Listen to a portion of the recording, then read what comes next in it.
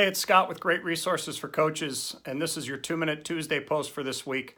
Quite honestly, I'm going to tell you right now, this is going to go quite a bit longer than 2 minutes, and Thursday's 3-Minute Thursday will go longer than 3 minutes because I'm wrapping up this series I've been doing on confidence. I'll be wrapping that up over these next couple of videos. And what I'm going to be doing is telling a little personal story over the course of these 2 videos. So I know I'm going to go a little bit longer just because I'm going to get into some details. You know, every one of us probably could tell the kind of story I'm going to tell you. This one is about my own son. And this is what led to me even writing this this series on confidence. It was something I watched my son go through over this past year and quite honestly over the last couple of years in his basketball program. He's a junior in high school and he's a basketball player. And what I'm going to say, you know, I might sound like proud papa and, you know, overzealous parent or whatever you want to call me. I'm really speaking to you as a coach because that's how I speak most of the time. I've been coaching basketball for over 30 years. And so what I try to do when I watch the game and I watch practices is I really try to watch it as a coach. And so what I watched my son go through over this past year and actually these last 2 years, I'm certainly his dad, and so I can't divorce myself of those emotions, absolutely. But I try really hard to approach things from a coach's perspective, especially when I'm trying to understand, you know, why things go the way they go. So today I want to focus on, you know, over the course of these posts, I've talked about the importance of preparation and prior success. I've talked about a coach's words and actions, and I've talked about teammates' words. All of those things playing into, you know, the confidence level of a player. Every one of those played a role in my son's levels of confidence over the whole time he's played basketball, and he's been a soccer player too, same thing. Well, today I want to talk about first the teammates' words. Okay, and then on Thursday I'll zero in on the coach's words and actions. And this says I'm not going to be ripping his coach because his coach did pretty much what I probably would have done as well. But I am going to talk about how words and actions of both of these sets of people, really played a key role. The teammates' words was really an important thing that happened this year. You know, as I said, my son's a junior. And during the course of this season, he had a senior teammate who was a really good player. My son was a good player. He was a starter for most of the season. And my son is a ball handler. He's a passer. He can shoot it. His coach wants him to shoot it, but his greatest gift is getting the ball to other people. He loves passing the ball. He loves getting it to people in scoring areas.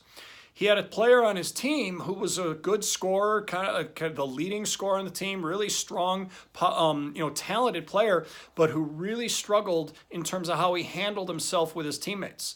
And unfortunately for my son was one of those that kind of was the recipient of a lot of negativity, a lot of negative words.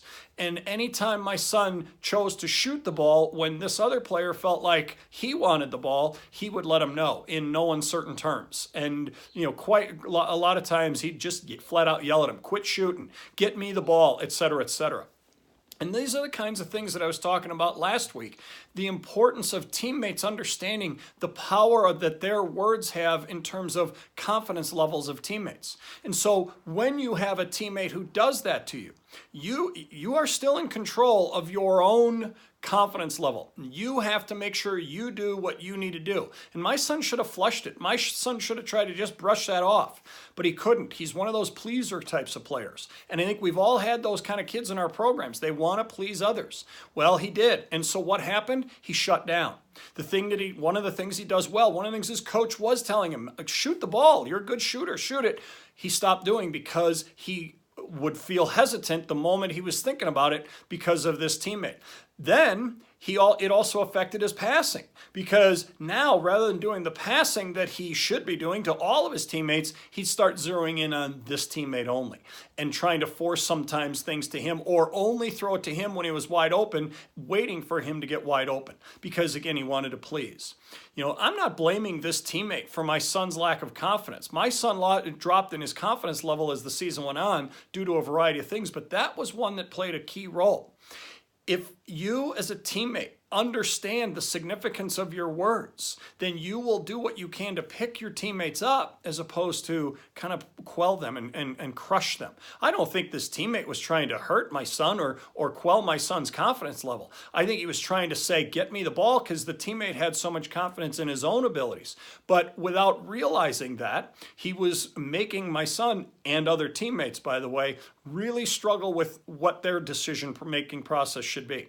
And so here we have, and it was a team full of guards, so all of them could handle it and all of them could shoot it, which made it that much more difficult, because since they all could, they all felt like they need to, and now you have one telling them, quit shooting, quit shooting, get me the ball.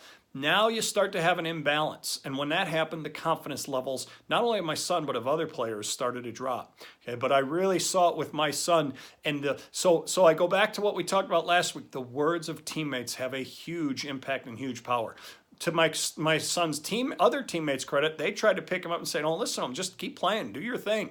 But again, we are in control of our own confidence level. My son needed to learn and work through trying to understand better how he had to just kind of flush that. Eventually he did late in the season. He had a great end of his season, so that really bodes well for his future. But in closing, today is about the impact that a teammate's words have and how important it is that we make sure that we do all we can as teammates to lift our teammates up as much as possible, as opposed to knock them down. I watched it firsthand this year, and obviously it had a major impact on one player's performance.